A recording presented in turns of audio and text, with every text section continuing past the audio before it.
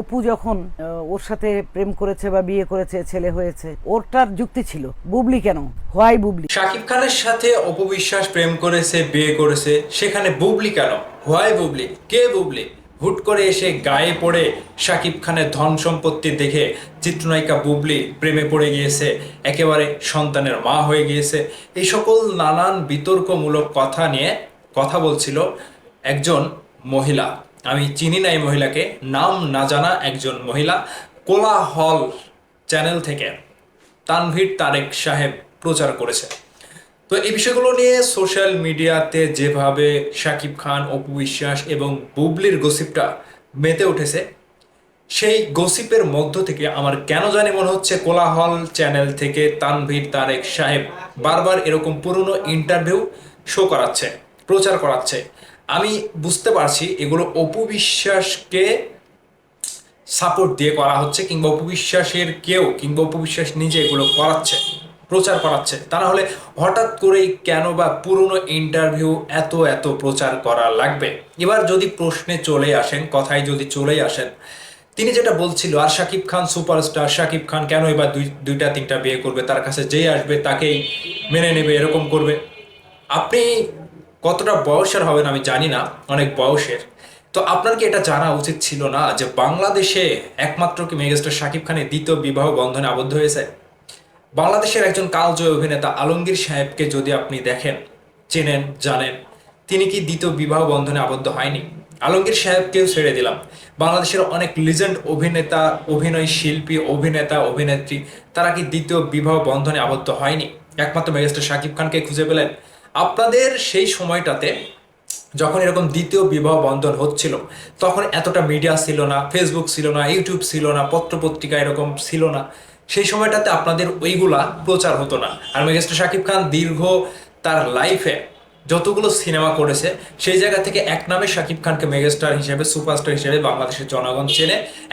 এক কথায় গোটা বিশ্বের জনগণ চেনে। তো এখন আপনি এসে যেভাবে বলছেন, আপনার কথাগুলো শুনে মনে হচ্ছে যে আবেগ দিয়ে জীবন চলে না। চিত্রনায়িকা অপু বিশ্বাস শাকিব খানের সাথে প্রেম করলো, বিয়ে করলো, সন্তানের মা হলো, কেন দরকার ছিল?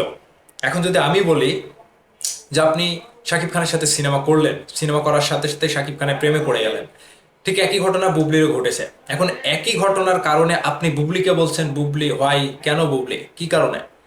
তো সেই ঘটনার পুনরাবৃত্তি যদি অপু বিশ্বাসের দিকেই ঘুরে যায়, তাহলে অপু বিশ্বাস কি জন্য করেছিল? শাকিব খানের স্টারডম, শাকিব খানের সাথে সিনেমা করে নায়িকা হওয়া, রাতারাতি জনপ্রিয় পাওয়া, নায়িকা হয়ে যাওয়া, নায়িকা বনে যাওয়া, এই জন্যই তো অপু বিশ্বাস করেছিল নাকি? নাকি শাকিব খান তাকে প্রস্তাব দিয়েছিল? যাই হোক, তাদের মধ্যে একটা সম্পর্ক হয়েছিল, সেজন্যই হয়েছে বিয়েটা, ছেলেটাও হয়েছে। এখন ঠিক বুবলির কাছেও যদি আপনি ফিরে যান, তাহলে ওই একই ঘটনা বুবলির সাথেও ঘটেছে। কি কারণে? সেই গ্যাপটা কে তৈরি করে দিয়েছে? সেই গ্যাপটা তৈরি করে দিয়েছে অপু বিশ্বাস।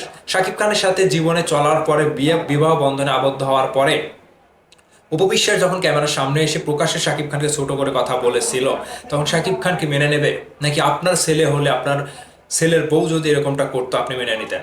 আবেগ দিয়ে জীবন চলে না, বিবেক দিয়ে কথা বলতে হবে। শাকিব খান কখনোই অপু বিশ্বাস কিংবা বুবলির বাইরে গিয়ে এরকম কোনো নিউজ আসেনি মিডিয়াতে। আপনি চেষ্টা করেছেন বুবলিকে ছোট করতে, চেষ্টা করেছেন শাকিব খানকে ছোট করতে, শাকিব খানের ইমেজটা নষ্ট করতে। শাকিব খান যদি বুবলি, অপু ছাড়া আরো কারোর সাথে বিবাহ বন্ধনে আবদ্ধ হতো কিংবা এরকম একটা নিউজ হতো, তখন বলা যেত। কিন্তু আপনার কথার ভিত্তিতে যেটা উঠে আসছে, আপনি একতরফা কথা বলছেন, কিংবা আপনি নিজের জায়গা থেকে এত বড় একজন মানুষ হওয়ার সত্ত্বেও নিজেদের পেছনের লাইফ হিস্টোরি ভুলে যাচ্ছেন। আপনাদের বয়সে, আপনাদের জীবনেও এরকম কিছু মানুষ রয়েছে, তাদের একাধিক বিবাহ বন্ধন রয়েছে, বিবাহ বন্ধনে আবদ্ধ হয়েছে, নট অনলি শাকিব খান। তো শাকিব খানকে নিয়ে যারা এরকম কথা বলেন, আজকে অপু বিশ্বাস, বুবলিকে নিয়ে যে আলোচনা হচ্ছে, আপনি যদি অপু বিশ্বাসের দিকে তাকান, শাকিব খানের সাথে বদনাম কিংবা শাকিব খানের সাথে সেরকম কোনো কিন্তু কিছু নাই। হ্যাঁ, বিবাহ করেছে, বন্ধনে আবদ্ধ হয়েছে, বাচ্চার মা হয়েছে। এখন চিত্রনায়িকা বুবলিকেও এভাবে মেনে নিতে পারছেন না কেন? সমস্যা কোথায়?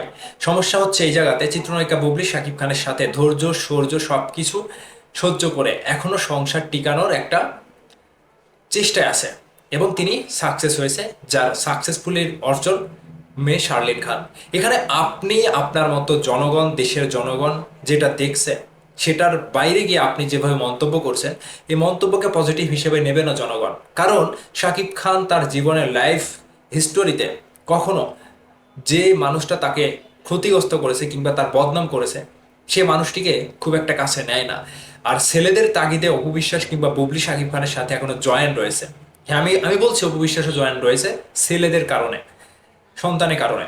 এখন শাকিব খানকে নিয়ে যদি একতরফা আপনি বলে যান যে শাকিব খান যে যায় তার কাছে তাকেই বাচ্চা দিয়ে দেয় কিংবা প্রেমে আবদ্ধ হয়ে যায় কিংবা প্রেমের সম্পর্কে লিপ্ত হয়ে যায়, এগুলো আপনার মন গড়া শাকিব খানের বিপরীতে শাকিব খানের ইমেজ নষ্ট করার জন্য আপনার মন্তব্যগুলো। তো যাই হোক, অপু বিশ্বাসকে নিয়ে, চিত্রনায়িকা বুবলিকে নিয়ে যে কথাগুলো উঠে আসছে, যে বুবলি শাকিব খানের কাঁধের উপরে ভর করে চলে কিংবা জোরপূর্বক শাকিব খানের গায়ে ঘেঁষে পড়ে কিংবা শাকিব খান তার প্রেমে আবদ্ধ হয়েছে কিংবা বুবলি শাকিব খানের সম্পদের লোভে শাকিব খানকে বিয়ে করেছে এবং পরপর বাচ্চা নিয়েছে, এই কথাগুলো যে আপনি বললেন কিংবা মতামত দিলেন, এই মতামত দর্শকের কাছে কতটুকু গ্রহণযোগ্যতা পায় সেটা দর্শকই কমেন্ট করে ভিডিওর নিচে জানাবে।